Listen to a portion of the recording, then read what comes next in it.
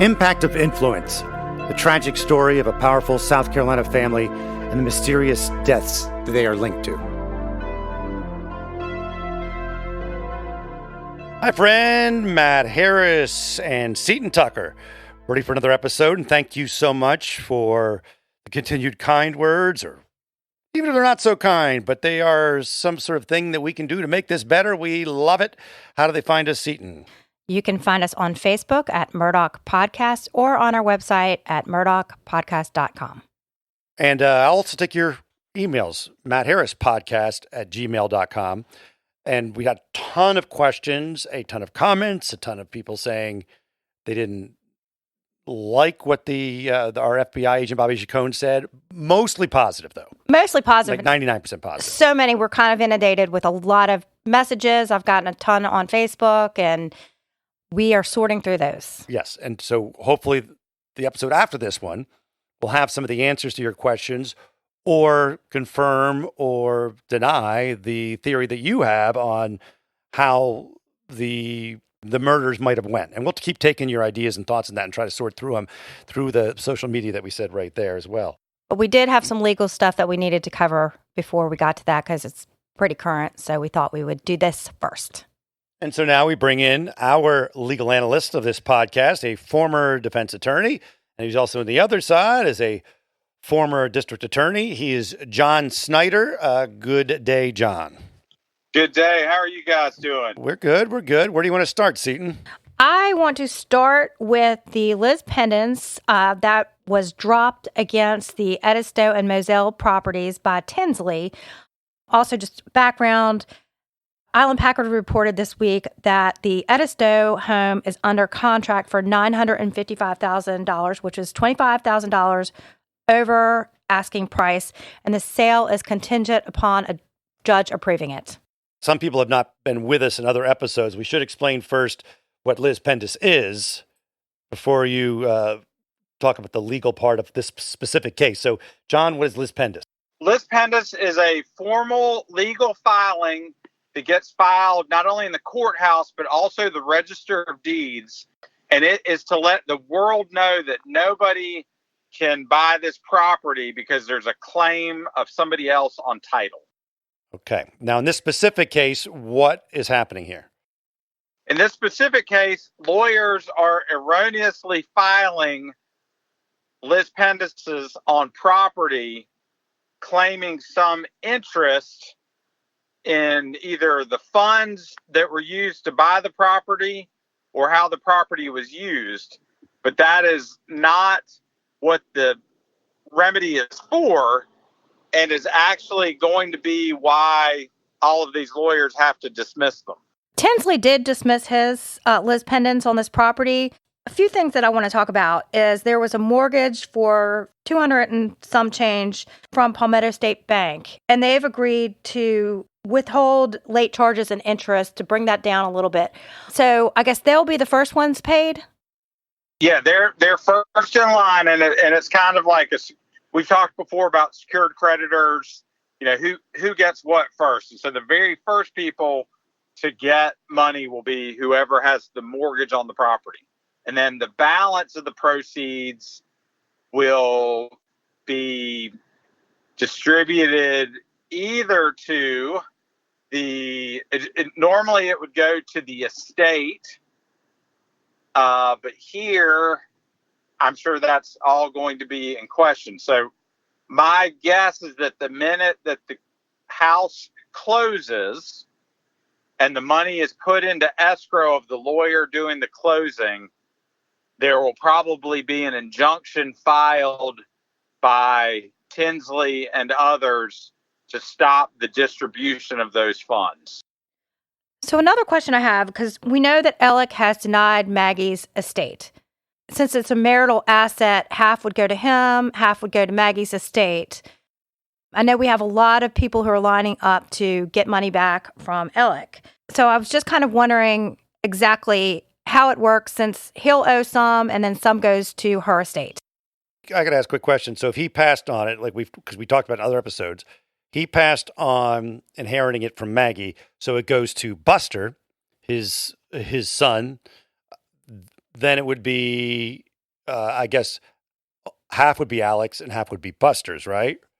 No, Okay. 100% would be Buster's. Oh, 100% would be Buster's. Oh, Even though 100%. Alec owns half the property?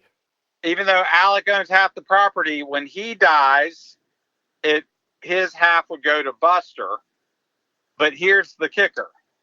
If the disclaiming of Alex's claim is held up, then 100% of it goes to Buster. I'm confused because right now, as it stands, half is, or before she died, it was Alec and Maggie. Maggie dies. 100% went to Alec according to her will. Oh, 100%, not 50%. 100% goes to Alec according to her will. Not 100% of her part, but 100% of the whole thing. Yes. Oh, that's where I was getting okay. confused. I was confused because I was thinking the same thing. Right. So it's 100% goes to Buster if it's upheld that he can pass on the inheritance. So correct. That changes the game, right? On who gets what. So, okay, so that's the next really big legal fight, in my estimation, is Moselle sells, Edisto House sells. All that money goes to a closing attorney into their escrow account. That is the point at which Tinsley's claims can be satisfied as from the monetary damages. Bamberg's claims can be satisfied from money damages, but neither of them have any claim of ownership in the property itself. So Bamberg's Liz Pendas, which he's filed, he's claiming his interest because money was taken from his clients and used to purchase these properties potentially. But the court's going to look at him and say, the way to fix that is for you to get money, not to take title. Oh, gotcha. So they're going to say you can't stop somebody from selling their property, but you can get money when it's sold. Correct. Yeah. Okay. How does it also come into play the fact that Tinsley back in February added Maggie amended his complaint in the boating accident and added Maggie to... Well, that's exactly why he did that, was to try to make as many claims. And that's why I think Buster's named in the lawsuit as well. Yeah, Buster was named back in the beginning. They just amended it in February to add Maggie. That's so that they can get their hooks into the assets of her estate. We should point out real quick that we've mentioned Bamberg a couple of times.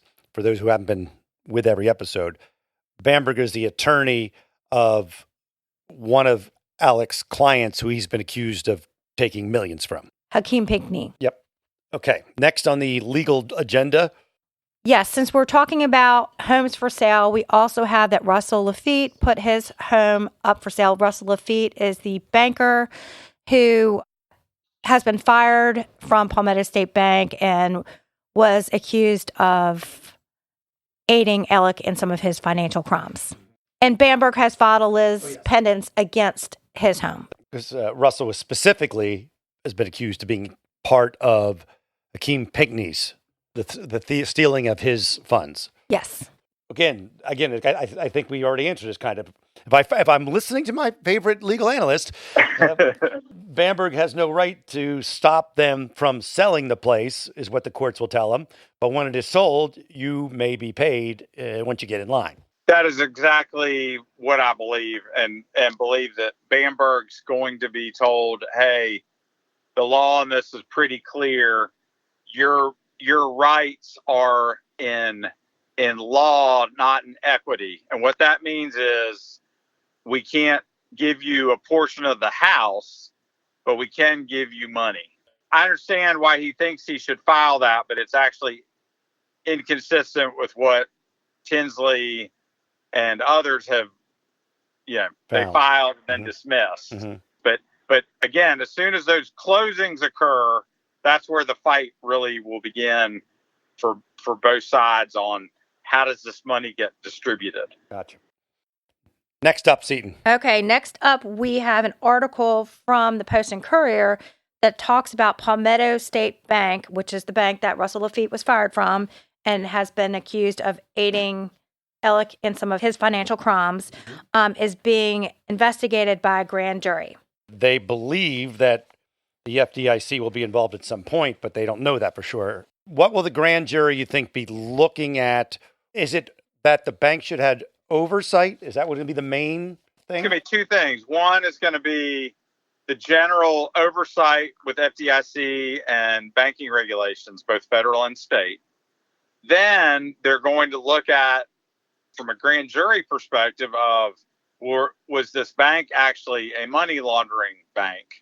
And because the officers and members of the board were aware of criminal activity and participated in criminal activity, what is the liability of the FDIC insured bank going to be? The Palmetto State Bank Vice President Chad Westendorf was appointed the sons of Gloria Satterfield's personal representative, and was supposed to watch over the money he received from the claim. And then Murdaugh stole more than $3 million that was provided for the Satterfield family in two different settlements. That's what has been alleged. And that happened on Westendorf's watch. And we have heard that Chad Westendorf is cooperating. That doesn't mean that they won't be held responsible when someone's cooperating, but that's basically what we're talking about right here. Westendorf was paid $30,000 for serving in that role, and we have heard that he has paid that back. But I'm sure he's in front of the grand jury answering questions. I think he actually said he has talked to federal agents and the grand jury in his deposition. Yeah, state investigators, FBI agents, and that he testified before a grand jury. I forgot about that. Yeah, so they say that there's several things that could happen to the bank. They could receive fines. They could also be potentially shut down. But one of the person that the Post and Courier spoke to did not think that they would be shut down, but there will definitely be some sort of repercussions against the bank. Okay. Yeah. So the most likely thing in a analysis from how does the FDIC do this? This happens maybe once or twice a year around the Southeast. And what they'll do is they'll come in and they'll remove all the officers. It's basically like a receivership is appointed by the bank, by the FDIC. They put in new officers, a new board, and then the bank continues on with everybody's deposits safe and sound. We're going to take a break and talk about our friends at Drizzly. Drizzly telling you to look for a reason to celebrate every day. Celebrate a friend for their promotion or baby or wedding, any little thing. Just a day that was magnificent. And Drizzly can come to your door. That's why you love it, Seton. Yes, I'm always a fan of convenience, and it's the best way to buy beer, wine, and spirits with delivery to your doorstep in under 60 minutes. Is Drizzly the #1 app for alcohol delivery? Drizzly is giving all new customers $5 off their first order with code FAST5, FAST5. So download the Drizzly app or go to drizzly.com. That's DRIZLY.com. And use promo code FAST5 for $5 off your first order. Drizzly, now you don't have to drive around. It just comes to you. Love it. Drizzly. Next up, Seton. So next up, we had a story that broke last week. I guess the co-receivers who are in charge of Ellick's finances are kind of looking into everything. That's their job. So one transaction that they were looking into was a loan to purchase a funeral home. It was a $100,000 loan. And there was a motion to compel the funeral home to, see if this money had been repaid. Since that time, the motion to compel has been dropped because the funeral home did respond and they did pay back the money that Ellick lent them to purchase the funeral home. It was a funeral home in Brunswick, Georgia. It was under bankruptcy. So they had to get this money very quickly. And they were connected to Ellick. I think in this article from ABC, they say that Ellick had represented them before and they had a relationship with him and he just helped them get the funds quickly so that they could purchase this funeral home. And now that they paid back. But what is also interesting is We have Russell Laffitte being mentioned again. Russell Laffitte was the banker who formerly worked for Palmetto State Bank, and that could be one reason why flags were raised. Why it came to light was because they were looking for anything that Russell Laffitte and Alec Murdaugh were involved with. And also, you have another interesting fact you have found that was reported in ABC News 4. Explain. Yes, so they say there's a possible connection. There is a man named Dion Martin who was one of Alec Murdaugh's alleged victims of financial crimes. And it appears as if this person may be related to the owners of the funeral home. They have someone listed named Dion Martin as an employee of the funeral home, and also Deborah Martin on Facebook has Dion Martin listed as her son. So, and Deborah Martin is one of the owners of the funeral home? Yes. Okay. She is the wife of John Martin, not John Marvin. There's a lot of similar names. Yes. John Marvin is Alec's brother, but John Martin is the owner of the funeral home. But it's possible when they took that loan, did they not know that Alec had, if he did, taken money from their son? Right. This loan was back from 2020. So it was before all of the financial crimes came to light. Anything jump out at you about that, John? Anything? No, I think we're going to see more and more of how many ties all these people had with each other that were both obvious and clear to people that live down there seem, befuddling to us that don't. And then well, I thought we were talking about South Carolina. Why are we talking about Georgia? And to kind of understand the geography of they're all right there next to each other. This family also owned a funeral home in Estill, South Carolina. So this was the second one they were going to own, which was in Brunswick, Georgia. And this home, so they were already in the funeral home business. In Alec's area. Yes. And I think it'd be a fair guess to say maybe Alex was loaning them their own money. Yeah, that could be possible. It could be. Without them knowing, maybe. But yeah. Right.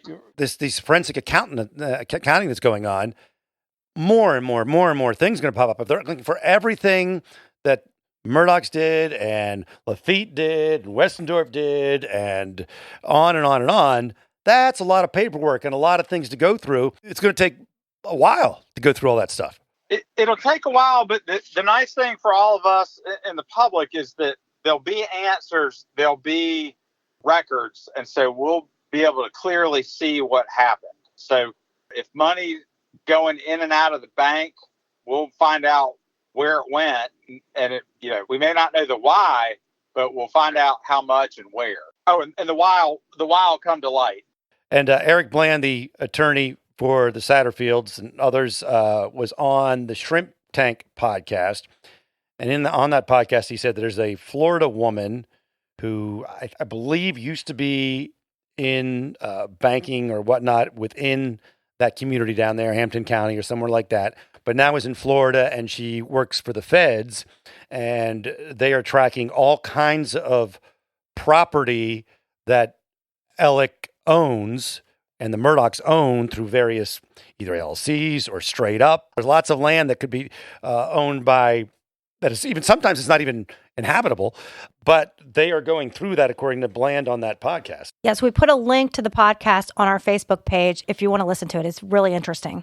The next thing we want to cover is the latest with the journalist Vicky Ward, who I guess you can debate whether she published or not. She put a link up that had pictures of Mallory Beach after the boating accident. And Tinsley is, of course, not happy with that. What is the latest and all the Vicky Ward stuff? John Snyder, you've been reading about it. Tell us what's happening. So there has been a motion to dismiss Vicky Ward from the lawsuit. And the basis of the dismissal is that as a journalist, she has a First Amendment right to publish what's in her possession. And so the attorney that filed the motion cites a case that says you can't sue a reporter for reporting what they've been given. You can't say that they're creating intentional infliction of emotional damage when they're literally conveying material that's already been released and isn't subject to confidentiality by a court order. Even if it's leaked to her as a journalist, she's allowed to print leaks. Is that what they're saying? She has an absolute right to print leaks, and that would be, so any journalist would say, hey, this was given to me. I don't have there's no obligation for me to not print this.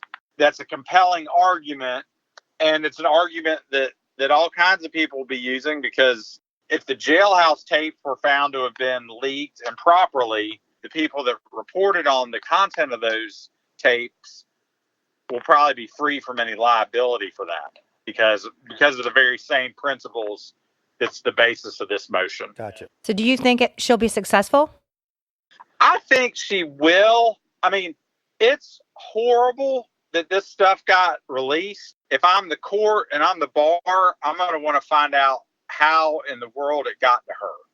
But I do believe that the lawyers that have sued her can find that out through other ways, not her. So there's going to be a digital record, probably by a member of the bar, that shows them emailing it to Miss Ward or giving her a thumbnail drive or something. So there'll be a way to find out who got it to Miss Ward without her having to disclose who gave it to her. So the next thing we have to talk about is there was a lawsuit filed in federal court by Nautilus Insurance Company against Alec Murdaugh. And this is the company that Alec had an umbrella policy during the time that Gloria Satterfield sustained her injury at their house. And then died. And subsequently died. John, what do you see when you look through that? So I think they absolutely have a claim, because they've paid out on the claim, and they've done their due diligence in their obligations as an attorney. And then in everybody in the world's insurance policy is a little thing that says subrogation. So that means we might pay out, but that doesn't mean we're not going to come back to you for the money. And so this lawsuit is the insurance company filing their lawsuit to get in line with all the other claimants against Alec and his estate.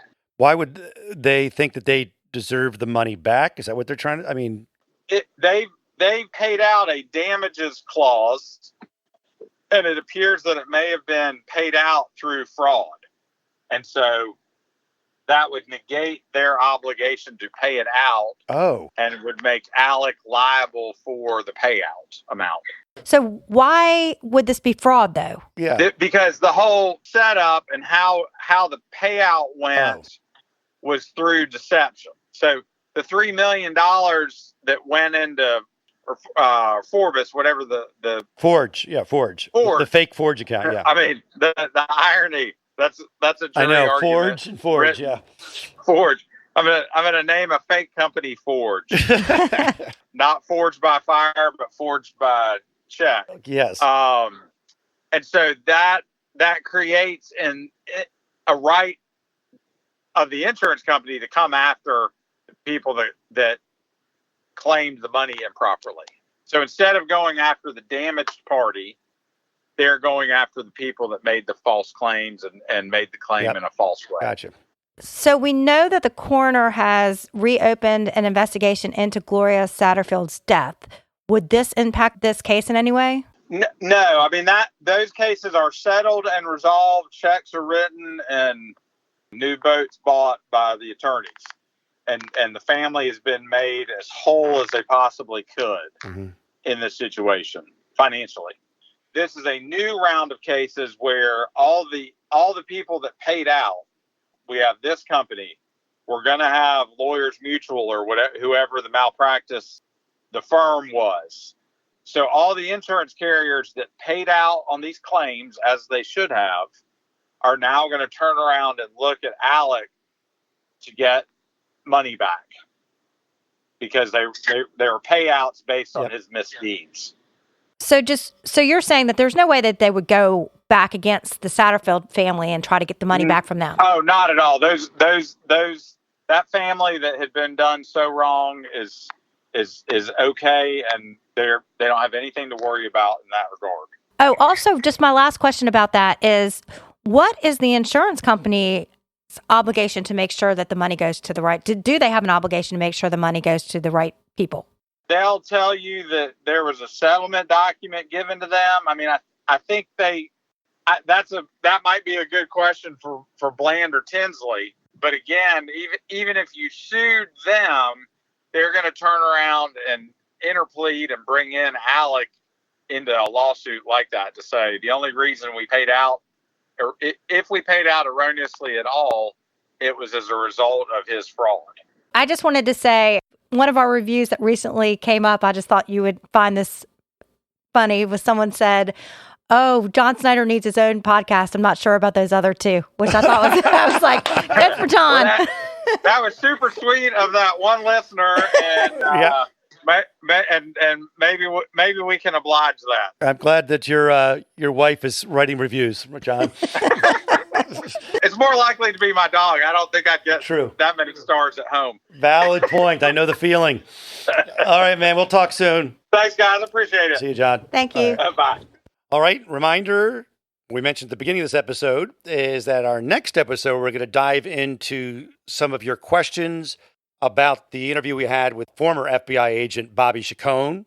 We're going to dive into some of your theories about what happened the night of the double homicide of Maggie and Paul Murdaugh. And we're going to find out whether or not some of the emails and comments we got were legitimate. Because some of them are crazy. They're out, there's people are coming through. I like it. You've seen some things on there that, and some private emails that you're like, interesting. How do they find us? You can find us on Facebook at Murdaugh Podcast or on our website, which is murdaughpodcast.com. And MattHarrisPodcast@gmail.com if you want to go that way. And we'll talk soon.